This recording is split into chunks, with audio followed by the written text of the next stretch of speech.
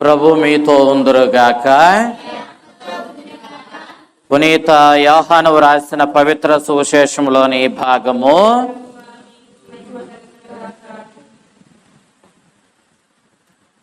పునీత యోహాను రాసిన శుభవార్త 19వ అధ్యాయము 31వ వచనము నుంచి 37వ వచనము వరకు. అది పాస్కా పండుగకు సిద్ధపడు దినము. అందుచే యూదులు పిలాతును, రేపటి విశ్రాంతి దినము గొప్ప దినము, ఆనాడు దేహములు శిలువ మీద ఉండరాదు, కాళ్ళు విరగొట్టి వానిని దించివేయుటకు అనుమతి నిండు అని అడిగిరి. కావున సైనికులు వెళ్ళి యేసుతో పాటు శిలువ వేయబడిన మొదటి వాని కాళ్లను మరి ఒకని కాళ్లను విరగొట్టిరి. కానీ వారు యేసు వద్దకు వచ్చినప్పుడు ఆయన అప్పటికే మరణించి ఉండుటను చూచి ఆయన కాళ్లను విరగొట్టలేదు.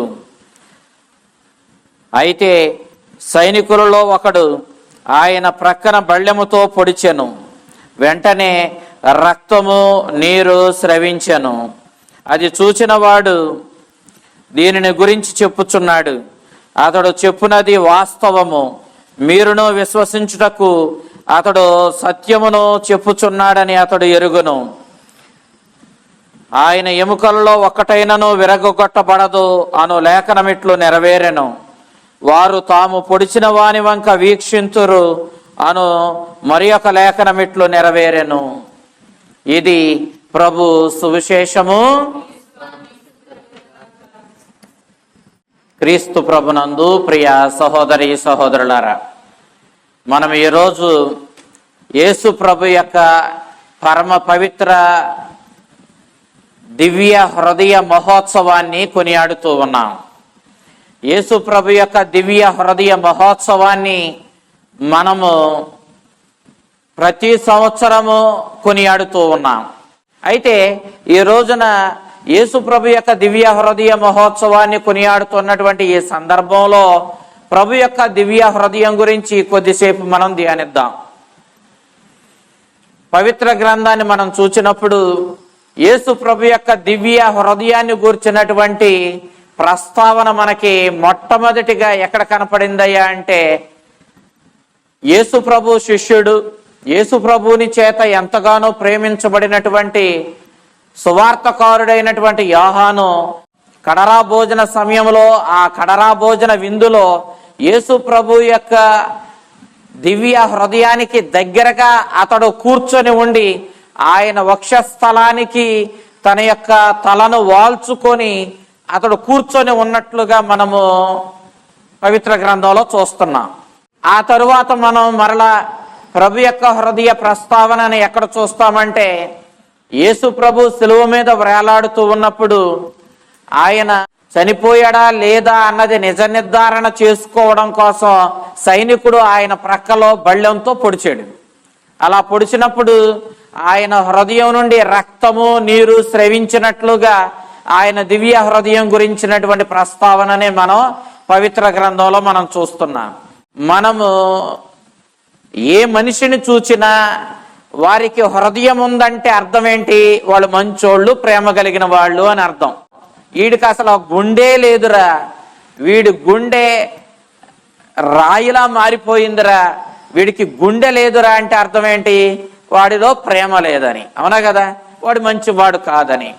ఆ దేవుని యొక్క గుండె గురించి మనం ఆలోచిస్తున్నప్పుడు కొన్ని ముఖ్యమైనటువంటి అంశాలు మన ముందున్నాయి. ఏమిటి అని అంటే, అసలు యేసుక్రీస్తుని యొక్క గుండె ఎంత ప్రేమతో ఎంత కనికరముతో నిండి ఉందో మనం ఆలోచిద్దాం. అవునా? ఆయనకు ఎంత ప్రేమ ఎంత కనికరం లేకపోతే ఈ సృష్టిని చేశాడు? అసలు దేవుడు ఈ సృష్టిని చేసిందే ప్రేమను పంచుకోవడానికి, అవునా కదా? ప్రేమతో ఈ సృష్టిని చేశాడు. తన ప్రేమను పంచుకోవడం కోసం తన రూపంలో మానవుణ్ణి తయారు చేశాడు. మట్టిని తీసుకొని మట్టి బొమ్మను చేసి దాని ముక్కు రంధ్రాలలో శ్వాసను ఊది దానికి జీవం పోసాడు. జీవం పోసి ఏం చేశాడు? మనం ఏదేని తోటలో జాగ్రత్తగా గమనిస్తే ఆ మనిషితో ఆడుకోవడానికి వచ్చాడు, ఆయనతో స్నేహం చేయడానికి వచ్చాడు. ఆ మనిషితో దేవుడు ఏం చేస్తున్నాడు? తన స్నేహాన్ని, తన బంధాన్ని, తన ప్రేమను పంచుకుంటూ ఉన్నాడు. ఇప్పుడు కూడా ప్రేమకున్న గుణం ఏంటంటే అది పంచుకుంటది, నలుగురిని కలుపుకుంటది. అవునా కదా? నలుగురికి ఉపయోగపడడం కోసం తహతహలాడుతూ ఉంటుంది. అదే ప్రేమకు వ్యతిరేక పదం ఏమిటి? స్వార్థం. స్వార్థం ఏం చేద్దే? ఎవరిని కలుపుకోదు, ఎవరి శ్రేయస్సు కోరుకోదు.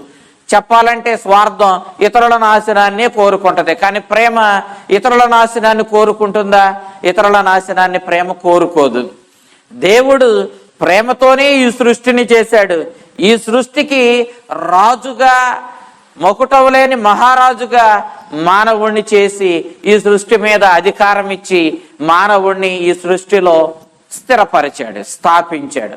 ప్రియదేవుని బిడ్డలారా, పవిత్ర గ్రంథాన్ని, బైబిల్ గ్రంథాన్ని మనం జాగ్రత్తగా గమనిస్తే బైబిల్ గ్రంథంలో మనకి సమస్త సృష్టి కూడా యేసుక్రీస్తు ద్వారా, యేసుక్రీస్తు కొరకు, యేసుక్రీస్తు నందు చేయబడింది అని మనకి చెప్పబడుతూ ఉంది. అనగా ఆది నుండి క్రీస్తు ఉన్నాడు. ఆ క్రీస్తు ఆది నుండి వాక్కు అయి ఉన్నాడు. ఆ వాక్కు దేవుని వద్ద ఉంది.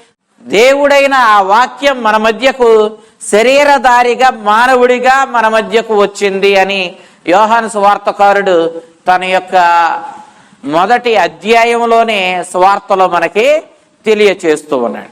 అనగా దేవుడు ప్రేమతోనే ఈ సృష్టిని చేశాడు. దేవుడే ప్రేమై ఉన్నాడు. ఆ ప్రేమైన దేవుడు తన ప్రేమను పంచుకోవడానికి నరుణ్ణి చేశాడు. నరునితో తన ప్రేమను పంచుకుంటున్నాడు. అయితే నరుడు ఎప్పుడైతే పాపం చేసి పాప ఫలితంగా దేవునికి దూరం అయ్యాడో, పాపం చేసి పాప ఫలితంగా మరణానికి గురి అయ్యాడో, పాపం యొక్క వేతనం ఏమంటుంది పవిత్ర గ్రంథం? మరణం అంటుంది. పాప ఫలితంగా ఈ లోకానికి ఏమొచ్చింది? మరణం వచ్చింది. కాబట్టి ఆ మానవుణ్ణి మరలా తన దగ్గరకు చేర్చుకోవడానికి, మానవుణ్ణి రక్షించుకోవడానికి, దూరమైన మానవుణ్ణి దగ్గర చేర్చుకోవడానికి, పాపము నుండి వాడికి విడుదలనివ్వడానికి, మరణం నుండి వాడిని విడుదల చేయడానికి స్వయంగా ఎవరొచ్చారు? దేవుడే మానవుడిగా ఈ లోకానికి వచ్చాడు. ఇక్కడ కూడా మనకి దేవుని ప్రేమ మనకు కనపడుతుంది. అవునా కదా? దేవుని ప్రేమను అర్థం చేసుకోండి. ప్రతి అంశాన్ని మనం జాగ్రత్తగా గమనిద్దాం. దేవుడు ఎంత ప్రేమతో మనల్ని చేశాడు. మనం దేవుడు మనల్ని ప్రేమతో చేయడమే కాదు, మనం దేవుని ప్రేమను గుర్తించకుండా దేవుని ప్రేమను మనం అశ్రద్ధ చేసి వెళ్ళిపోతూ ఉంటే మరలా మనల్ని హక్కున చేర్చుకోవడానికి, దగ్గర చేసుకోవడానికి దేవుడు ప్రేమతో మానవాళిని రక్షించే రక్షణ ప్రణాళికను చేశాడు. అవునా? మానవుణ్ణి రక్షించే రక్షణ ప్రణాళికను చేశాడు. రక్షణ ప్రణాళికను చేసి ఆ రక్షణ ప్రణాళికను నెరవేర్చడం కోసం తన ఏకైక కుమారుణ్ణి ఈ లోకానికి పంపించాడు. చూడండి ఆయన ప్రేమ. ఎందుకు పంపించాడు? తనను పాపము ద్వారా, పాప ఫలితమైన మరణం ద్వారా, పాప ఫలితంగా వచ్చినటువంటి మరణం ద్వారా వచ్చిన అవమానం నుండి మానవుణ్ణి మరలా లేవనెత్తడం కోసం, తన దగ్గరకు చేర్చుకోవడం కోసం, తన స్నేహంలో, బంధంలో మరలా వీడిని స్థిరపరచడం కోసం, బలపరచడం కోసం స్వయంగా ఎవరు దిగొచ్చారు? దేవుడే మానవుడిగా మన మధ్యకు దిగి వచ్చాడు. దేవుని ప్రేమను చూడండి. ఎంత ప్రేమ అంటే దేవునికి, చివరికి ఆయన ఎంతటి అవమానాన్నైనా సహించుకుంటూ ఆయన మానవుడిగా మన మధ్య జీవించడానికి వచ్చాడు. ఎవరైనా మనల్ని అవమానించారనుకోండి, మనం వెంటనే ఏమంటామంటే దీనికంటే చావడం మేలు అంటాం. ఎంతటి అవమానాన్ని, ఎంతటి తగ్గింపుతనాన్ని, ఎంతటి చిన్న చూపును నేను సహించలేను అంటాం. మనకెప్పుడు కూడా ఏం కావాలి? గౌరవం కావాలి, ఘనతలు కావాలి. అవునా కదా? మరి ఆ విధంగా చూస్తే దేవుడు తన మహిమైశ్వర్యాన్ని వదిలేసి, తన ఘనతను వదిలేసి మామూలు మానవుడిగా ఈ లోకంలో జన్మించాడు. ఎంత తగ్గొచ్చాడో చూడండి. దేవుడు ఎంత గొప్పోడు. అవునా? మన మీద ప్రేమతో ఎంత తగ్గొచ్చాడు. ఎంతగా తగ్గాడంటే దేవుడు చివరికి మరణం అంతటి అవమానాన్ని మీదేసుకొని తనను తాను తగ్గించుకొని ఈ లోకంలో మానవుల మధ్య మానవుడిగా ఆయన జన్మించాడు. దేవుడు ఎక్కడ? ఆయన మహిమైశ్వర్యం ఎక్కడ? ఆయన స్వర్గంలో ఉన్న ఆయన ఘనత ఎక్కడ? ఆయన మహిమ ఎక్కడ, కానీ ఆయన అన్నిటినీ కూడా ప్రక్కన పెట్టి పునీత పౌలు ఫిలిప్పీలకు రాసినటువంటి లేఖ 2వ అధ్యాయం 6వ వచనం నుంచి మనం చదివితే, అతడు అనాది నుండి దేవుడై ఉండి తన దైవత్వాన్ని వదిలేసి మామూలు మానవుడిగా మారి మానవులలోనే సేవక రూపాన్ని దాల్చి మానవాళి రక్షణ కోసం అతడు శిలువ మీద బలి అయ్యాడు. తండ్రికి విధేయుడయ్యి శిలువ మరణం వరకు విధేయుడయ్యాడు. అంతటి అవమానకరమైన మరణాన్ని కూడా మానవాళి మీద ప్రేమతో, తండ్రి మీద ప్రేమతో యేసుక్రీస్తు సహించాడు. చూడండి, యేసుక్రీస్తుని హృదయంలో దాగి ఉన్నటువంటి ప్రేమ. ఎంత ప్రేమ లేకపోతే అతడు అంతగా తనను తాను రిక్తుని చేసుకొని తగ్గించుకొని ఖాళీ చేసేసుకొని మానవుడిగా ఈ లోకానికి వస్తాడు. ఇది దేవుని ప్రేమ. కాబట్టి ప్రియ దేవుని బిడ్డలారా, యేసుక్రీస్తు మానవుడిగా మన మధ్య జన్మించడంలోనే మరణం అంతటి అవమానం ఆయన సహించాడు. అవునా? చిన్న అవమానానికే మనం చచ్చిపోతే బెటర్ అంటాం. మరి ఆయన దేవుడై ఉండి మరణమే లేనివాడు మరణానికి తనను తాను అప్పగించుకున్నాడు, మరణాన్ని ఎత్తుకున్నాడు. కాలమే లేనివాడు కాలంలోనికి వచ్చాడు.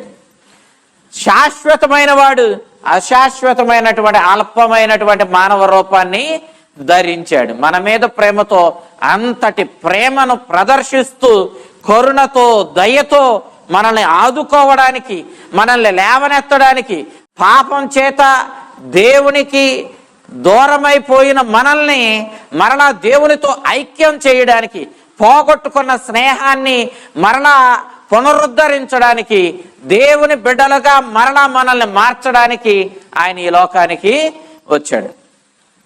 ఇది దేవుని ప్రేమ. ప్రియ దేవుని బిడ్డలారా, ఎంతటి ప్రేమను ఆయన ప్రదర్శించాడో చూడండి. ఎంతటి ప్రేమ అంటే చివరికి మన మీద ప్రేమతో అవమానకరమైనటువంటి శిలువ మరణానికి కూడా వెనకాడలేదు. నిజంగా నేను ముఖ్యమా, నీకు నీవు ముఖ్యమా అంటే మనమేమంటాం? నాకు నేనే ముఖ్యమంటాం. అవునా? అవునా? మనకి ఎవరికి వాళ్ళకు వాళ్ళే ముఖ్యం, ఆ తర్వాతే ఎవరైనా. కానీ యేసుక్రీస్తు దగ్గరకు వచ్చేసరికి యేసుక్రీస్తు ఏమన్నాడంటే, నాకంటే నీవే ముఖ్యము నాకు అన్నాడు. అందుకే అతడు మన రక్షణార్థం, నీ రక్షణార్థం, మనందరి రక్షణార్థం అంటే మనందరి కోసమేమోలే అనుకొని ఎవరో అసలు యేసుక్రీస్తు మన కోసమే చనిపోయాడు, మన రక్షణార్థమే బలి అయ్యాడు అన్న అంశాన్ని అశ్రద్ధ చేస్తున్నారు. కానీ నిజానికి యేసుక్రీస్తు మరణించింది నీ కోసమే, నీ రక్షణార్థమే. ఆయన ఈ లోకానికి వచ్చింది మరణమంత అవమానాన్ని సహించుకుంటూ తనను తాను తగ్గించుకొని ఖాళీ చేసుకొని ఈ లోకానికి వచ్చింది నీ రక్షణార్థమే. అంతటి అవమానకరమైన సిలువను మోసి సిలువ మీద మరణించింది నీ రక్షణార్థమే. కాబట్టి ఆయన దివ్య హృదయంలో ఏముంది? నీ మీద జాలి, దయ, కరుణ, ప్రేమ ఆయన దివ్య హృదయంలో దాగి ఉంది. యేసుక్రీస్తు యొక్క దివ్య హృదయంలో చూస్తే ఎవరు కనపడతారు?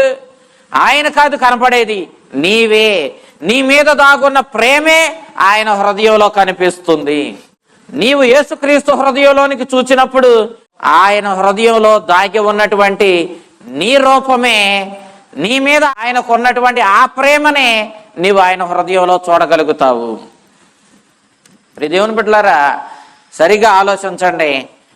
ప్రతి ఒక్కరికి ఎదుటి వాళ్ళ హృదయంలో ఏముంది అన్నది తెలుసుకోవాలని ఆశ. భార్యాభర్తల మధ్య భార్య అనుకుంటది, నా భర్త హృదయంలో నేనున్నానా లేదా. అందుకని ఏం చేద్ది? ఎప్పటికప్పుడు ఆయన ప్రతి మాటని జాగ్రత్తగా గమనిస్తుంది. ఎక్కడన్నా ఆమె మీద ప్రేమ లేనట్టు మాట్లాడాడు అనుకోండి, నీ హృదయంలో నాకు స్థానం లేదు అంటది. అవునా కదా? నీ హృదయంలో నాకు స్థానం లేదు. అందుకే భర్త సెల్ ఫోన్లు చూస్తారు, నేనే ఉన్నానా ఆయన హృదయంలో, లేకపోతే ఇంకా వేరే వాళ్ళు ఎవరన్నా ఉన్నారేమోనని సెల్ ఫోన్లు చాటుగా చూస్తూ ఉంటారు. వాళ్ళ సెల్ ఫోన్లు చూస్తే వాళ్ళు ఏం చేస్తున్నారన్నది తెలుస్తుంది. కాబట్టి దాన్ని బట్టి నేనున్నానా ఆయన హృదయంలో లేదా అన్నది స్పష్టంగా అర్థమవుతుంది. ప్రియ దేవుని బిడ్డలారా, నేను నిజంగా అవతలవాడి హృదయంలో ఉన్నానా? ఆడు నన్ను నిజంగా స్నేహితుడిగా భావిస్తున్నాడా? ఆడు నిజంగా నేను ముఖ్యమైన వ్యక్తినని నన్ను స్వీకరిస్తున్నాడా? ఆడి హృదయంలో నా మీద గౌరవం ఉందా, నా మీద ప్రేమ ఆడి హృదయంలో ఉందా అని స్నేహితులు కూడా వేరే స్నేహితుడి విషయంలో కూడా ఆలోచన చేస్తారు. మరి దేవుని బిడ్డలారా, యేసుక్రీస్తు హృదయంలోనికి బళ్ళెంతో పొడితే, అవునా, ఆయన శిలువ మీద వేలాడుతున్నప్పుడు ఆయన హృదయంలో ఏముందే చూడడానికని ఆయన హృదయాన్ని తెరిస్తే ఆయన హృదయంలో ఎవరున్నారు? నీవే ఉన్నావు. ఆయన హృదయంలో ఎవరున్నారు? నువ్వే ఉన్నావు. యేసు ప్రభు హృదయంలో ఎవరున్నారు? నువ్వే ఉన్నావు. ఏమైంది ఆయన హృదయంలోని పొడిచినప్పుడు? ఆయన హృదయం నుండి రక్తము నీరు స్రవించాయి. రక్తంలో ఏముంటుంది? ప్రాణం ఉంటుంది, జీవం ఉంటుంది. అనగా ఆయన నీకు జీవాన్ని ఇవ్వడానికి ఈ లోకానికి వచ్చాడు. అవునా కదా? ఏమన్నాడు ఆయన? నేను జీవాన్ని ఇవ్వడానికి, దానిని సమృద్ధిగా ఇవ్వడానికి లోకానికి వచ్చానని. ఆయన హృదయంలో నుంచి కారిన నీరేం చెప్తుంది? ఇదిగో నిన్ను పాపము నుండి కడిగి నిన్ను జీవంతో నింపి నిన్ను స్వర్గరాజ్యానికి వారసుడిగా చేయడం కోసమే నీ మీద ప్రేమతో ఆయన ఈ లోకానికి వచ్చాడని ఆయన గుండెను తెరిచినప్పుడు మనకు అర్థమవుతా ఉంది. అవునా కదా? అవునా? ఆ నీరేమో నిన్ను పాపము నుండి కడిగి పవిత్రపరిచి నిన్ను స్వర్గరాజ్యానికి నిత్య జీవంతో, తన రక్తమేమో నిన్ను నిత్య జీవంతో నింపి నిన్ను స్వర్గరాజ్యానికి నడిపించడానికి ఆయన వచ్చాడని, అందుకోసమే ఆయన స్వర్గమండలాన్ని వీడి వచ్చాడని, అందుకోసమే ఆయన శిలువ మీద అవమానకరమైనటువంటి మరణాన్ని ఎదుర్కొన్నాడని, నీ మీద ప్రేమతోనే శిలువ మీద మరణించాడన్న సత్యాన్ని ఇదిగో ఆయన గుండెను బళ్ళెంతో పొడిచినప్పుడు అర్థమవుతా ఉంది. అవునా కదా? ప్రియ దేవుని బిడ్డలారా, ఎదుటివాడి హృదయంలో నేనున్నానా? ఆయన హృదయంలో నాకు స్థానం ఉందా? వాడికి హృదయంలో నా మీద ప్రేమ ఉందా అని మనం ఆలోచిస్తాం. యేసుక్రీస్తు హృదయాన్ని మనం తెరిస్తే ఆయన హృదయంలో ఏముందంటే మన మీద కరుణ, జాలి, దయ, మనల్ని పాపాల నుండి కడిగే క్షమాపణ, మనల్ని జీవంతో నింపేటటువంటి వాత్సల్యం, కారుణ్యం ఆయన హృదయంలో దాగుంది. కాబట్టి ఆయన హృదయంలో ఎవరున్నారు? నీవే ఉన్నావు. నిన్ను కడగాలి. ఎందుకంటే నువ్వు పాపం వల్లే దేవునికి దూరం అయ్యావు. ఈ పాపాన్ని ఏం చేయాలి? కడిగి వేయాలి. పాపం అనే మురికి నుండి నిన్ను శుద్ధి చేయాలి. కాబట్టి ఏం చేస్తున్నాడు?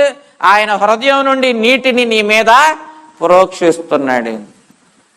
ఆ నీటితో నిన్ను కడుగుతున్నాడు. ఇక్కడ ఆ నీరేంటి? పవిత్రాత్మ. ఓకేనా? ఆయన నీవు జ్ఞానస్నానం పొందినప్పుడు పవిత్రాత్మగా నీ మీదకు దిగి వచ్చి నిన్ను జన్మ పాపము నుండి, ఇతర పాపముల నుండి నిన్ను కడిగి ఏం చేస్తున్నాడు? నిన్ను దేవుని బిడ్డగా, సంఘానికి బిడ్డగా మారుస్తూ ఉన్నాడు. అనగా ఆయన హృదయం నుండి వచ్చినటువంటి ఆ నీరు అనగా పవిత్రాత్మ నిన్ను పవిత్రపరుస్తుంది, నిన్ను పాపము నుండి కడుగుతూ ఉంది. అదే రీతిలో ఆయన హృదయం నుండి వచ్చినటువంటి రక్తము, ఆ పవిత్రాత్మ నిన్నేం చేస్తుంది? పాపం నుండి కడగడమే కాదు, నిన్ను జీవంతో నింపుతుంది, నిన్ను దేవుని బిడ్డగా చేస్తుంది. పాపం యొక్క వేతనమైన మరణానికి నువ్వు గురి అయి ఉన్నావు కాబట్టి పాపాన్ని కడగడమే కాదు, పాపం ద్వారా నీకు వచ్చిన మరణాన్ని కూడా తీసేసి నిన్ను జీవంతో నింపడానికి ఆయన వచ్చాడని ఆయన హృదయాన్ని తెరిచినప్పుడు ఈ ప్రపంచానికి అర్థమవుతా ఉంది. అర్థమైందా నేను చెప్పిన మాట? అర్థమైందా నేను చెప్పిన మాట? కాబట్టి ఆయన హృదయ మహోత్సవాన్ని మనం ఈరోజు చేసుకుంటున్నాం. 13వ శతాబ్దంలో ఒక సంఘటన జరిగింది. ఏంటంటే గెర్తుడు అనేటటువంటి ఒక పునీతురాలికి ప్రభు దర్శనం ఇచ్చాడు. ఆ ప్రభువు అదేవిధంగా ఇంకెవరు దర్శనం ఇచ్చారు? సువార్తకారుడైనటువంటి యోహాను గారు. ఆ ప్రభువు సువార్తకారుడైనటువంటి యోహాను గారు. మనం ఇప్పుడు యోహాను సువార్త నుంచి చదివాం కదా, ఈ సువార్తను రాసిన యోహాను గారు ఇద్దరు దర్శనం ఇచ్చారు. దర్శనం ఇచ్చినప్పుడు ఈ పునీత గెర్తుడు అనేటటువంటి ఈవిడ ప్రభువుని హృదయానికి దగ్గరగా తన తలను ఉంచి ఆయన గుండె ఏ విధంగా కొట్టుకుంటుంది, ఆయన గుండెలో ఏముంది అనేటటువంటి దానిని అనుభవించేటటువంటి అదృష్టాన్ని పొందింది. అప్పుడు ఈ పునీతురాలు, ఈ గర్తుడు అనేటటువంటి ఈ పునీతురాలు ప్రభు యొక్క హృదయానికి దగ్గరగా, ఆయన రొమ్ములకు దగ్గరగా తన తలను ఉంచి ఆ ప్రభు యొక్క గుండె కొట్టుకోవడాన్ని ఆవిడ చూచింది. అయితే ఆమె ఆయన హృదయంలో ఎంత ప్రేమ మాధుర్యం, ఎంత కనికరం, ఎంత దయ దాగుందో చూచి ఆశ్చర్యపోయింది. ఆవిడ అందే, ఆయన ప్రేమని, ఆయన కరుణను, ఆయన వాత్సల్యాన్ని అర్థం చేసుకోవడం మన వల్ల కాదని చెప్పింది. అయితే ఈవిడ ఎంత ప్రేమమయుడి యొక్క ప్రేమను ఆవిడ గ్రహించి పక్కనే ఉన్న స్వార్థకారుడైన యోహానుతో అంది, నేను ముందే చెప్పాను కదా, మొట్టమొదట ఆయన గుండెలకు దగ్గరగా తన తలను ఉంచింది ఎవరో? స్వార్థకారుడైన యోహానే కదా. ఆ యోహాను గారిని అడుగుతుంది, ఏమయ్యా, నీవు ఎప్పుడూ క్రీస్తు ప్రభు ఈ భూమి మీద జీవించి ఉండగా, మానవుడిగా బ్రతికి ఉండగా ఆయన హృదయానికి దగ్గరగా నీ తలను ఉంచావే, అప్పుడే ఆయన ప్రేమ ఏంటో, ఆయన వాత్సల్యం ఏంటో నువ్వు గ్రహించావే, ఆయన కరుణను నువ్వు అర్థం చేసుకున్నావే. మరి అలాంటిది నీ సువార్తల్లో ఆయన ప్రేమ గురించి, ఆయన కారుణ్యం గురించి అక్కడ ఎందుకు వర్ణించలేదు? ఎంత ప్రేమమయుణ్ణి, ఎంత కరుణామయుణ్ణి, ఎంత ప్రేమ కలిగిన హృదయం కలిగిన ఈ ప్రేమమయుడి యొక్క ప్రేమను గురించి నీ సువార్తలో ఎందుకు వర్ణించలేదని ఆ గెర్తుడు అనేటటువంటి ఆ పునీతురాలు ఇదిగో సువార్తకారుడైన యోహాను అడిగింది. అప్పుడు ఆయన అన్నాడు, ఒక సమయం రాబోతూ ఉంది, ఆ కాలంలో ప్రజలు ఏమవుతారు? దేవుని మీద ప్రేమను ప్రదర్శించకుండా దేవుని మీద ప్రేమ లేని వ్యక్తులుగా బ్రతుకుతారు. దేవుని మీద ప్రేమ వారి హృదయాలలో చల్లారిపోతుంది. అలా ఎప్పుడైతే ఆ విధంగా ఎప్పుడైతే ప్రజల మధ్యలో దేవుని మీద ప్రేమ చల్లారిపోతుందో, సహజంగానే తమ ఇరుగు పొరుగు వారి మీద ఉన్న ప్రేమ కూడా చల్లారిపోతుంది. ఎప్పుడైతే నీకు దేవుని మీద ప్రేమ ఉండదో, దేవుని ప్రేమను గ్రహించాలని ఆశ ఉండదో, దేవుని కనికరాన్ని నువ్వు స్వీకరించాలని ఆశ నీలో ఉండదో, అప్పుడేమవుతుంది? నీవు దేవుని మీద ప్రేమను కలిగి ఉండవో, దేవుని మీద నీకు ప్రేమ లేదు కాబట్టి సహజంగానే నీవు నీ పొరుగు వారి మీద కూడా ప్రేమ లేకుండానే బ్రతుకుతావు. అలాంటి సందర్భంలో చల్లారిపోయిన వాళ్ళ హృదయాలలో ప్రేమ లేనటువంటి ఆ హృదయాలలో దేవుడు మరలా ప్రేమను రగిల్చడానికి ఆ ప్రభు యొక్క దివ్య హృదయ భక్తిని వాళ్ళ ముందుకు తీసుకుని వస్తాడు. అప్పుడు ప్రజలు ఆ ప్రభు యొక్క దివ్య హృదయంలో ఎంతటి ప్రేమ ఉందో, ఎంత కరుణ ఉందో, ఎంత దయ ఉందో ఆయన హృదయాన్ని చూచి అప్పుడు తెలుసుకుంటారు, అర్థం చేసుకుంటారు. అప్పుడు ఆయన హృదయ భక్తితో వాళ్ళ హృదయాలు కూడా ప్రేమతో రగులుతాయి. అవునే? మనం ఏం చేస్తాం? ఒక కొవ్వొత్తు నుండి ఇంకో కొవ్వొత్తుని వెలిగించడానికి ఆ నిప్పుని తీసుకెళ్ళి ఇంకో దాన్ని వెలిగిస్తాం. అవునా కదా? అవునా కదా? లేకపోతే ఒక చోట ఏదైనా మనం పొల్లలు కాలుస్తున్నాం అనుకోండి, ఆ పొల్లల్ని మరలా వేరే చోట కాల్చడం, వేరే పొల్లల్ని కాల్చాల్సి వస్తే ఈ నిప్పు తీసుకెళ్ళి అక్కడ తగలబెడతాం, దానికి నిప్పు అంటిస్తాం. అలాగే యేసుక్రీస్తు యొక్క దివ్య హృదయ ప్రేమని, ఆయన దివ్య హృదయంలో దాగి ఉన్న కారుణ్యాన్ని ఎవరెవరైతే గ్రహించుకుంటారో, ఆ దివ్య హృదయ భక్తిలో ఎవరెవరైతే బ్రతుకుతారో వాళ్ళు దేవుని ప్రేమ అనే ఆ వెచ్చదనాన్ని, ఆ అగ్నిని స్వీకరిస్తారు. వాళ్ళు ఆ అగ్నిని దేవుడి నుంచి స్వీకరించడమే కాదు, వాళ్ళు ఆ ప్రేమాగ్నిని కలుగుంటారు. అంతేకాదు అదే ప్రేమాగ్నిని ఇరుగు పొరుగు వారి ఎడల కూడా ప్రదర్శిస్తారు, ఇతరులకు కూడా తమ ప్రేమని చూపిస్తారు. దేవుని బిడ్డలారా, చల్లారిపోయిన ప్రేమ లేని హృదయాలను రగిల్చడానికి యేసుక్రీస్తు యొక్క దివ్య హృదయ భక్తి రానున్న కాలంలో ప్రేమ లేని ఆ కాలంలో వస్తుందని యోహాను గారు, సువార్తకారుడైన యోహాను గారు చెప్పారు. అవునా? ఆ కాలం ఏంటి? 17వ శతాబ్దం. 17వ శతాబ్దంలో పునీత మార్గరెట్ మరియా అలకోక్ అనేటటువంటి సిస్టర్ గారికి యేసుక్రీస్తు తన హృదయంలో దాగి ఉన్నటువంటి కనికరాన్ని, ప్రేమను చూపించాడు. తన హృదయాన్నే చూపించాడు. మీరు చాలాసార్లు ఆ పటాన్ని చూచుంటారు. ఆయన హృదయము బళ్ళెం చేత గాయపరచబడి రక్తపు బొట్టులు కారుతా ఉన్నాయి. ఆ హృదయం చుట్టూ ముళ్ళ కిరీటం అల్లబడి ఉంది. ఆయన హృదయము ప్రేమాగ్నితో రగులుతూ ఉంది. నిప్పులు ఆ హృదయం నుండి వస్తూ ఉంది. ఆ నిప్పుల మధ్యగా సిలువ గుర్తు మనకి కనిపిస్తూ ఉంది. దేవుని బిడ్డలారా, యేసుక్రీస్తు ఆ హృదయాన్ని, ఆ ప్రేమ అగ్నితో రగులుతూ ఉన్న ఆ హృదయాన్ని ఆ పునీతురాలికి చూపించాడు. ఆ పునీతురాలు ప్రభుని దర్శించుకున్నప్పుడు ఆయన హృదయం నుంచి వస్తున్న ఆ అగ్నికి తాను బూడిదైపోతానేమోనని భయపడింది. ఆయన హృదయంలో ఉన్న అగ్ని ఏంటి? ప్రేమ. ఎవరి మీద ప్రేమ ఆయన హృదయంలో ఉంది? నీ మీద ప్రేమే. ఎంత ప్రేమ ఉంది? ఆ హృదయం దహించుకుపోద్దా, ఆ హృదయం బూడిదైపోద్దా అన్నంత ప్రేమ, ఎల్లలు లేని ప్రేమ, గొప్ప కనికరం కలిగిన ఆ కరుణామయుడి హృదయంలో ఆ కారుణ్యం, ప్రేమ ఉన్నాయి. దేవుని బిడ్డలారా, ఈవిడ ఆ అగ్నికి ఎంత అగ్నో చూడండి. ఒక అగ్నిగుండం దగ్గర నిలబడితే ఎంత అగ్ని వస్తుందో ఆయన హృదయం నుండి అంత అగ్ని వస్తుంది. అంటే అంత ప్రేమ ఆయన గుండెల్లో దాగుంది. ఆ పునీతురాలు ఇంత దూరాన నిలబడి అనుకుంది, నేను బూడిదైపోతానేమో అనుకుంది ఆ అగ్నికి. కానీ ప్రభు అన్నాడు, ఆమెను పిలిచి నా హృదయంలోనికి తొంగి చూడమన్నాడు. ప్రభు చెప్పాడని ముందు భయపడిన తర్వాత ధైర్యం చేసి వెళ్ళి ఆయన హృదయంలోనికి తొంగి చూచింది. ఆయన హృదయంలోనికి తొంగి చూస్తే చూచే కొద్దీ లోతుంది. ఆ హృదయం చూచే కొద్దీ లోతుంది. సరే, ప్రక్కకు చూస్తే చూచే కొద్దీ విశాలంగా ఉంది ఆ హృదయం. వెళ్తానే ఉంది ఆ హృదయం. ఆ హృదయం అసలు ఎంత విశాలమో, ఎంత గాఢమో, ఎంత లోతో, అనగా ఆయన ప్రేమ ఎంత విశాలమో, ఎంత లోతో, ఎంత గాఢమో, ఎంత ఉన్నతమో ఎవరికి తెలియదు, ఎవ్వరూ చెప్పలేరు.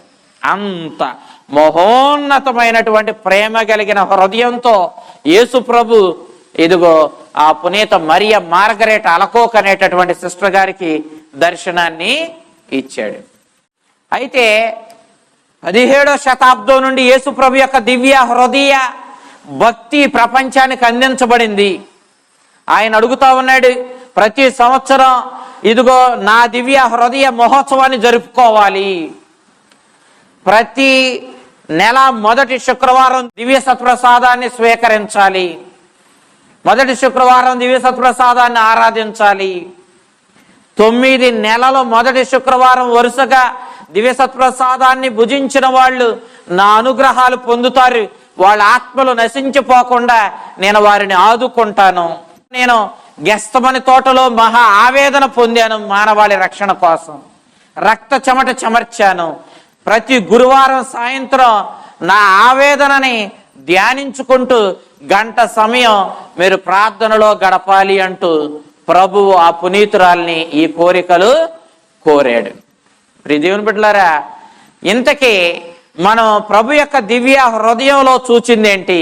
ముళ్ళ కిరీటం ఏం చెప్తుంది మనకి? ఆయన హృదయం గాయపడి రక్తం కారుతున్నది ఏం చెబుతుంది మనకి? ఆయన హృదయంలో ఉన్న అగ్ని ఏం చెబుతుంది మనకి? ఆ అగ్ని మధ్య ఉన్న సిలువ ఏం చెప్తుంది? ఇవన్నీ చెప్పేది ఒకటే, ఆయన నీ మీద ప్రేమతో శ్రమలు అనుభవించి మరణించాడు, నీ కోసం ప్రాణత్యాగం చేశాడు. ఎవరైనా తన పొరుగు వారి మీద ప్రేమతో మరణిస్తే ఆ ప్రేమను మించిన గొప్ప ప్రేమ ఇంకొకటి లేదన్నాడు ప్రభు. అవునా కదా? నీ స్నేహితుడి కోసం ప్రాణత్యాగం చేస్తే అంతకు మించినటువంటి గొప్ప ప్రేమ ఇంకొకటే లేదన్నాడు. లేదని చెప్పడమే కాదు, స్వయంగా ప్రభు మనందరి మీద ప్రేమతో, మరి ముఖ్యంగా నీ మీద ప్రేమతో సిలువ మీద మరణించి తన ఉత్తమమైనటువంటి ప్రేమను ఈ లోకానికి ప్రదర్శించాడు. దేవుని బిడ్డలారా, దేవుడు మనల్ని ఎంతగా ప్రేమిస్తున్నాడే, దేవుడు మనల్ని ఎంతగా తన దివ్య హృదయంలో దాగి ఉన్న కరుణతో ప్రేమతో ఆదరిస్తున్నాడే, మనల్ని పాపము నుండి కడిగి దేవుని బిడ్డలుగా దైవరాజ్యానికి వారసులుగా మార్చడానికి, సిలువ మీద మరణించడానికి, అవమానకరమైన మరణాన్ని కూడా ఎదుర్కోవడానికి వెనుకాడని ప్రేమను ప్రదర్శిస్తున్నాడే. మరి ఆ దేవుని యొక్క ప్రేమని మనము గుర్తిస్తున్నామా? ఆ ప్రేమని మన ఇరుగు పొరుగు వారి మీద మనం చూపించగలుగుతూ ఉన్నామా? ప్రియ దేవుని బిడ్డలారా, ఈ రోజున ఈ మహోత్సవం ద్వారా ప్రభు మనల్ని అడుగుతా ఉన్నాడు. యేసుక్రీస్తుని యొక్క ప్రేమ ఈ ప్రపంచానికి చెప్పేది ఏంటి?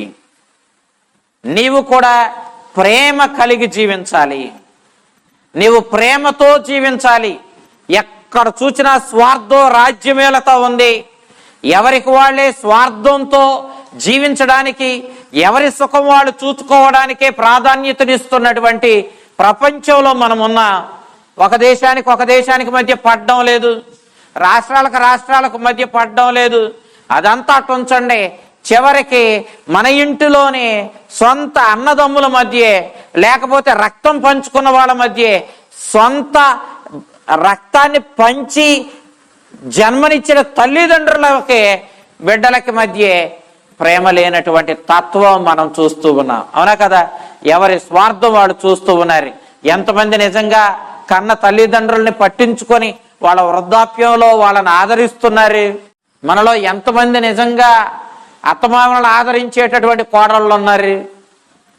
నిజంగా ఎంతమంది నిజంగా ఆ ప్రేమను చూపిస్తున్నారు? దేవుని బిడ్డలారా, ప్రేమను ప్రదర్శించి ఎదుటి వాళ్ళని ప్రేమతో ఆదరించి ఎదుటి వారిని ప్రేమతో చూడడం అదేదో ఎదుటి వాళ్ళకు మేలు చేయడం కాదు, నీకు నీవు మేలు చేసుకోవడమే. నీకు నీవు మేలు చేసుకోవడమే. దేవుని బిడ్డలారా, క్రీస్తు ప్రభుని చూడండి. క్రీస్తు ప్రభు సిలువ మీద మన మీద ప్రేమతో చనిపోయాడు. అవునా? మనం చూస్తే మన మీద ప్రేమతో చనిపోయిన ప్రభు ఏదో పోగొట్టుకున్నట్లుగా మనకు కనిపిస్తున్నాడు సిలువ మీద. కానీ నిజానికి మన మీద ఆయన చూపిన ప్రేమ వల్ల ఈనాడు ఏమయ్యాడు? మహోన్నతమైనటువంటి మహిమను పొందుకొని పునీత పౌలు ఫిలిప్పీలకు రాసిన లేఖలో 2వ అధ్యాయం 11వ వచనంలో చెప్పినట్లుగా సకల మోకాళ్ళు ఆయనకు మోకరించి ఆయనను ప్రభువుగా ఆరాధించేలా మహోన్నతమైన స్థానానికి యేసుక్రీస్తు లేవనెత్తబడ్డాడు. మరి దేవుని బిడ్డలారా, యేసుక్రీస్తులోనే గనక ప్రేమ ఉండి ఉండకపోతే, అతడే గనక మన ఎడల ప్రేమను ప్రదర్శించి ఉండకపోయినట్లయితే ఖచ్చితంగా ఇదిగో యేసుక్రీస్తు ఇంత మహోన్నతమైన మహిమైశ్వర్యానికి లేవనెత్తబడేవాడు కాదు. ప్రేమ అంటేనే దైవత్వం. అందుకే యోహాను గారు తాను రాసినటువంటి లేఖల్లో దేవుణ్ణి ప్రేమ స్వరూపిగా వర్ణించాడు. అవునా కదా? మనం స్వార్థంతో బ్రతుకుతున్నామంటే అర్థం మనం ఎప్పుడో చచ్చిపోయామని అర్థం. ఎందుకంటే జీవం ప్రేమ నుండి వస్తుంది. ప్రేమ మనకు జీవాన్ని ఇస్తుంది. జీవమైన దేవునిలోనికి మనల్ని నడిపిస్తుంది. దేవుని వాక్యానుగుణంగా జీవించేలా మనల్ని చేస్తుంది. ప్రేమ మనకి నిత్య జీవానికి బాటలు వేస్తుంది. కానీ మనము ప్రేమతో బ్రతకడానికి ఇష్టపడడం లేదు, స్వార్థంతో బ్రతకడానికి ఇష్టపడుతూ ఉన్నా ఆ స్వార్థం మనల్ని ఎప్పుడో చంపేస్తుంది. ఎప్పుడైతే నువ్వు స్వార్థంతో బ్రతకడానికి నిశ్చయించుకున్నావో, ఎప్పటి నుంచి అయితే నువ్వు స్వార్థంతో బ్రతుకుతున్నావో అప్పుడే నువ్వు స్వార్థంతో జీవించడం ద్వారా మరణం పాలైపోయి ఉన్నావు. నువ్వు మరణం పాలైపోయి ఉన్నావు. నీకు జీవాన్ని ఇవ్వగలిగింది ప్రేమ ఒక్కటే. యేసుక్రీస్తు యొక్క దివ్య హృదయ మహోత్సవం నాడు మనమందరం గ్రహించాల్సిన వాస్తవం ఇదే.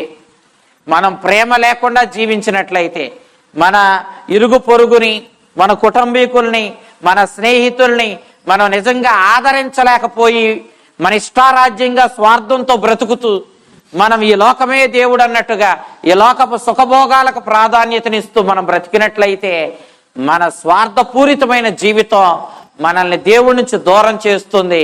స్వార్థపూరితమైన జీవితం మనం ఎప్పుడైతే స్వార్థంతో బ్రతకడానికి ప్రారంభించామో అప్పుడే మనల్ని మరణానికి తీసుకెళ్ళింది. ఇదిగో ఈ స్వార్థంతో బ్రతికిన, మన స్వార్థం చూసుకొని, మన సుఖం చూసుకొని, మన సంతోషం చూసుకొని జీవించిన ఈ జీవితం మనల్ని శాశ్వతమైన మరణం అనే నరకానికి మనల్ని తీసుకొని వెళుతుంది. మనం ప్రేమను స్వీకరించాలి, ప్రేమను పాటించాలి. యేసుక్రీస్తుని యొక్క దివ్య హృదయంలో దాగి ఉన్న ఆ ప్రేమను మనం అర్థం చేసుకోవాలి. అదే ప్రేమను మన ఇరుగు పొరుగు వారి ఎడల మనం ప్రదర్శిస్తూ ఆ ప్రేమతో జీవించి మన జీవితాలను మనం ధన్యం చేసుకోవాలి. ప్రియ దేవుని బిడ్డలారా, పునీత పౌలు తాను రాసిన లేఖలో మనకు చెబుతా ఉన్నాడు, యుగ యుగాలుగా దాయబడిన పరమరహస్యాన్ని ఈనాడు దేవుడు మనకు వెల్లడి చేశాడు అన్నాడు. ఏంటి ఆ పరమరహస్యం అంటే, దేవుడు ఎక్కడో లేడు. ఎక్కడున్నాడు? నీ పొరుగువాడిలోనే, నీ తోటి వాడిలోనే దేవుడు ఉన్నాడు. కనబడనటువంటి, యాకోబు గారు అడుగుతున్నారు, కనబడనటువంటి ఆ దేవుణ్ణి ప్రేమిస్తున్నానని చెప్పే నీవు కనబడుతున్న నీ పొరుగువాడిని ద్వేషిస్తే నువ్వు నిజంగా ప్రేమ కలిగిన వాడివా? కనబడని దేవుణ్ణి ప్రేమించేవాడివా నీవు? కనబడుతున్న దేవుణ్ణి అనగా నీ పొరుగువారి ఎడల నీవు ప్రేమను కరుణను చూపించు, ప్రేమతో జీవించు, ఇతరులకు సహాయపడుతూ ఇతరులను ఆదరించుకుంటూ జీవించు. నీవు నీ పొరుగువాడి మీద చూపించే ఈ ప్రేమ నీ పొరుగువాడిలో దాగున్న దేవుని మీద చూపించిన ప్రేమగా ఉంటుంది. అందుకే మదర్ తెరీసాని, అమ్మ మానవ సేవే మాధవ సేవ అని నువ్వు భావించావా అని అడిగితే అప్పుడు ఆవిడ చెప్పిన మాట, జాగ్రత్తగా ఆవిడ చెప్పిన మాట ఏంటంటే, నేను నా దేవుణ్ణి ప్రేమించాను. ఆ దేవుణ్ణి ఎవరిలో చూచాను? నా పొరుగువాడిలో చూచాను, అవసరాలలో ఉన్నవారిలో చూచాను. నేను నా దేవుడికి సేవ చెయ్యాలని నా దేవుణ్ణి పొరుగువాడిలో చూచి పొరుగువాడిలో ఉన్న ఆ దేవునికి నేను సేవ చేశాను అంది. దేవుని బిడ్డలారా, మనము ప్రేమతో జీవించని నాడు, పొరుగువాడికి మనం ఉపయోగపడడానికి ముందుకు రాని నాడు, ఈ ప్రేమ లేనితనం మన జీవితాలను నాశనం చేస్తుంది, మనల్ని నిత్య నరకానికి తీసుకెడుతుంది. కానీ మనం పాటించే ప్రేమ, మనం మన జీవితంలో ప్రదర్శించే ప్రేమ నిజమైన ప్రేమ అయినటువంటి దేవుని దీవెనలు మనకు తెస్తుంది. ఈ ప్రేమతో జీవించాలని, ఆ ప్రేమను మనలో పెంపొందింప చేసుకోవాలని, ఒక ప్రక్క దేవుని ఎడల ప్రేమ కలిగినటువంటి, పొరుగువాడి మీద ప్రేమ కలిగినటువంటి క్రీస్తుని హృదయం మన ముందు ఇప్పుడు ఉంది. అవునా కదా? ఈ క్రీస్తుని హృదయంలో ఏమేమి ఉన్నాయి? తన తండ్రిని ప్రేమించిన ప్రేమ ఉంది. అదేవిధంగా మనల్ని అందరినీ ప్రేమించిన ప్రేమ ఆయన హృదయంలో ఉంది. మనం కూడా దేవుని ప్రేమించే ప్రేమను కలిగి ఉందా? మన పొరుగువారిని ప్రేమించే ప్రేమను కలిగి ఉందా? ఆ ప్రేమను పాటించమని, ప్రేమతో జీవాన్ని సొంతం చేసుకోమని ఈనాడు ప్రభు తన దివ్య హృదయాన్ని మనకు చూపిస్తూ ఈ దివ్య హృదయ మహోత్సవం నాడు మనల్ని అందరినీ అడుగుతూ ఉన్నాడు. ప్రియ దేవుని బిడ్డలారా, ఒకసారి మనల్ని మనం పరిశీలించుకుందాం. నిజంగా మనము ప్రేమ కలిగి జీవిస్తూ ఉన్నామా? ఈనాడు వివాహాలు చేస్తూ ఉంటే పెళ్లి కూతుళ్ళు పెళ్లికి ముందే, పెళ్లి చూపుల సమయంలోనే మనము మీ అమ్మా నాన్నోళ్ళతో ఉండటానికి వెళ్ళలేదు, మనం వెళ్ళిపోదా, సొంతగా మనంతటికి మనమే బ్రతుకుదా, వేరే కుటుంబం పెట్టుకుందా, పెళ్ళి అవగానే వేరే కుటుంబం పెట్టుకుందా, నీకు ఇష్టమేనా అని చెప్పి ఎవరిని అడుగుతున్నారు?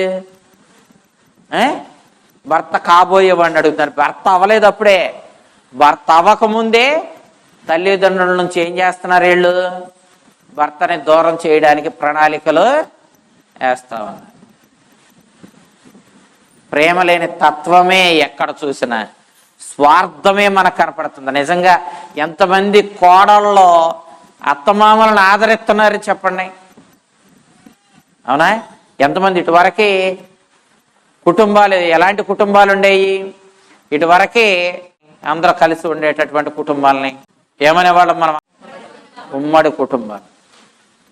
కానీ ఈ రోజున ఉమ్మడి కుటుంబాలు లేవు. అవునా? సింగిల్ కుటుంబాలే. ఎక్కడికక్కడే విడిపోవడం. తల్లిదండ్రులేమో ఫోన్లే బిడ్డలు సుఖంగా బ్రతుకుతారని సరిపెట్టుకుంటున్నారు. అవునా? వాళ్ళేమో మేము పైకి రావాలనే వంక మీద తల్లిదండ్రులను వదిలిపెట్టి వెళ్ళిపోతున్నారు. ఆడిని చదివేయడానికి, పైకి తీసుకురావడానికి ఎన్ని కష్టాలు పడ్డాడో, ఎన్ని ఎండల్లో మాడి ఎన్ని శ్రమలు అనుభవించాడో బిడ్డను పైకి తీసుకురావడానికి. అవునా? ఇటు పైకి వచ్చిన తర్వాత ఇంకా పైకి వెళ్ళాలని అసలు ఆడిన అంత పైకి తెచ్చినటువంటి తల్లిదండ్రులను ఆదరించడానికి, వాళ్ళకి ఏలపట్నం ముద్ద పెట్టడానికి, వాళ్ళని పట్టించుకోవడానికి వాడికి సమయం లేదు. ప్రేమ లేని తత్వమే. ఎక్కడ చూసిన స్వార్థం రాజ్యమేలుతున్నటువంటి ఈ ప్రపంచం, దేశాల మధ్య గొడవలు. అవునా? ఎక్కడ చూసిన భయంకరమైన యుద్ధాలు, లక్షల్లో మనుషులు చచ్చిపోవడం, సైనికులు చచ్చిపోతున్నారు. ఆ యుద్ధాల ప్రతిఫలంగా భయంకరమైన కాలుష్యం, ఈ కాలుష్యం వల్ల అనేక భయంకరమైనటువంటి జబ్బులు, అనేక భయంకరమైనటువంటి, మరి మా దేశమే బాగుండాలని చెప్పి వేరే దేశాల మీదకి ఏం చేస్తున్నారు, కరోనా లాంటి అంటువ్యాధులు వేరే దేశాలకి సోకేలా చేసి వాళ్ళు నాశనం అవ్వాలని, మరి మా దేశం అభివృద్ధి చెందాలి, పక్క దేశాలని దెబ్బతినాలనేటటువంటి కుట్రలతో కూడినటువంటి స్వార్థపూరితమైనటువంటి ప్రపంచం నానాటికి స్వార్థంతో బ్రతుకుతూ, స్వార్థంతో బ్రతికే వాడిదే తెలివైన బ్రతుకని, స్వార్థంతో బ్రతకడమే కరెక్ట్ అని చెప్పేటటువంటి మరి ప్రేమ లేనటువంటి వాదనలు ఈ ప్రపంచం అంతా మనకి కనపడతా ఉన్నాయి. మరి దేవుని బిడ్డలారా, ప్రేమ లేకపోతే పోయేది ఎవరో? ప్రేమ లేనోడే నిత్య నరకానికి పోతాడు, శాశ్వతమైనటువంటి నరకానికి పోతాడు. ధనవంతుడు పేద లాజరు విషయంలో ధనవంతుడు నరకానికి వెళ్ళడానికి కారణం ఏంటి? ప్రేమ లేని తత్వమే. అవునా కదా? వీడు పారేస్తున్నటువంటి తిండి తింటూ బ్రతుకుతున్న లాజరుని ఏనాడన్నా పట్టించుకున్నాడు ధనవంతుడు? లేదు. మనము ప్రేమను ప్రదర్శిస్తూ మన జీవితాలు ధన్యం చేసుకున్న మనల్ని రక్షించేది ప్రేమే. ఈనాడు యేసుక్రీస్తు హృదయంలో దాగి ఉన్నటువంటి ప్రేమను అర్థం చేసుకోండి. ఆయనకు నీ మీద ఎంత ప్రేమ ఉంది! ఆయన హృదయంలో నిన్ను దాచుకున్నాడు, నిన్ను కడుగుతున్నాడు, నిన్ను జీవంతో నింపుతున్నాడు, నిన్ను స్వర్గరాజ్యానికి వారసులుగా మార్చడానికి ఆయన ఎంతో త్యాగం చేసి ఈ భూమి మీదకి వచ్చాడు, ఎంతో త్యాగం చేసి నీ కోసం సిలువ మీద మరణించాడు. మరి ఆ ప్రేమ నీకేం చెప్తుంది? ఈ సిలువ మీద వేలాడుతున్న ప్రభు నీకు నిత్యం చెప్పేదేంటి? నేను ఎంతటి ప్రేమను ప్రదర్శిస్తూ ఉన్నాను, నేను ప్రేమను కరుణను కలిగి ఉన్నాను. మరి నీ జీవితంలో నీవు ప్రేమను పాటిస్తూ బ్రతుకుతున్నావా? ప్రేమ లేని బ్రతకడం కంటే చావడం మేలు. నిజానికి ప్రేమ లేని క్షణమే నువ్వు చచ్చిపోయావు. నిన్ను ఇంకొకటి వచ్చి ప్రత్యేకంగా చంపాల్సింది లేదు, నువ్వు చావాల్సింది కూడా లేదు. ఇక ఆల్రెడీ ప్రేమ లేని తనం వల్ల నువ్వు చచ్చిపోయావు. ఎందుకంటే ప్రేమ లేని తనం నిన్ను ఎక్కడ తీసుకెళ్తుంది? నిత్య నరకానికి తీసుకెళ్తుంది. ప్రేమ లేని తనం ఎప్పుడో తీసుకెళ్లడం కాదు, ఇప్పటికిప్పుడే నీ స్వార్థపూరితమైన జీవితం ద్వారా నువ్వు ఎక్కడున్నావు? జీవాన్ని పోగొట్టుకున్న మరణంలో ఉన్నావు. చనిపోయిన తరువాత ఆ మరణమే కొనసాగుద్ది. నువ్వు బ్రతికుండగానే ప్రేమతో బ్రతికేవనుకో, త్యాగం చేసుకుంటూ బ్రతికేవనుకో, యేసుక్రీస్తు అన్నాడు నువ్వు త్యాగం చేయాలి. ఎలాంటి త్యాగం? ఎలాంటి ప్రేమ నీలో ఉండాలి? నీ శత్రువును కూడా ప్రేమించే ప్రేమ ఉండాలి. శత్రువుని ప్రేమించడం దేవుడెరుగు, ఇంట్లో వాళ్ళని ప్రేమించడం, ముసలి వాళ్ళను ప్రేమించడం, నిజంగా నీ తోడబుట్టిన వాళ్ళను ప్రేమించడం, వాళ్ళ మీద నీవు ప్రేమ కలిగి ఉండి వాళ్ళని ఆదరిస్తూ వాళ్ళని కలుపుకుంటూ ఉండేటటువంటి మనస్తత్వాన్ని మనలో పెంపొందించుకుందా. యేసుక్రీస్తుని యొక్క దివ్య హృదయం మనల్ని నిత్యము ఇలాంటి ప్రేమ కలిగి జీవించమని అడుగుతా ఉంది. ప్రేమ లేకపోతే మనము ఇదిగో ఈ జీవితానికి విలువ లేదు. ప్రేమ కలిగి జీవించడమే ఈ జీవితానికి విలువ. అలాంటి ప్రేమను పాటించమని ఆ ప్రభు యొక్క దివ్య హృదయ మహోత్సవం, ఆ దివ్య హృదయం మనల్ని అడుగుతా ఉంది. అలాంటి ప్రేమ కలిగిన జీవితం జీవిస్తూ మన జీవితానికి ఒక అర్థాన్ని, ఒక పరమార్థాన్ని తెచ్చుకుందా, మన జీవితానికి విలువను తెచ్చుకుందా. అలాంటి విలువను మన జీవితానికి ఆపాదించుకునేటటువంటి ఆ ప్రేమించే తత్వాన్ని మనకు నేర్పించమని ఈ దివ్య హృదయ మహోత్సవం నాడు ఆ ప్రభుని అడుక్కుందా. ఆ చల్లని ప్రభు తన దివ్య హృదయంలో దాగినటువంటి ప్రేమను మనకు అర్థమయ్యేలా చేసి, ఆ ప్రేమను మన జీవితంలో పాటించేలా చేసి, ఆ దివ్య హృదయం నుండి వస్తున్న ఆ నిత్య జీవపు ఓట అయిన జీవాన్ని ప్రేమతో జీవించి ఆ నిత్య జీవాన్ని సొంతం చేసుకునేలా ప్రభు మనల్ని బలపరిచి నడిపించాలని కోరుకుందాం. ఆ చల్లని ప్రభు మిమ్మల్ని, మీ కుటుంబాలను దీవించి తన యొక్క రక్షణానుగ్రహాలతో నింపి మిమ్మలను సర్వదా కాచి కాపాడును గాక. ఆమేన్.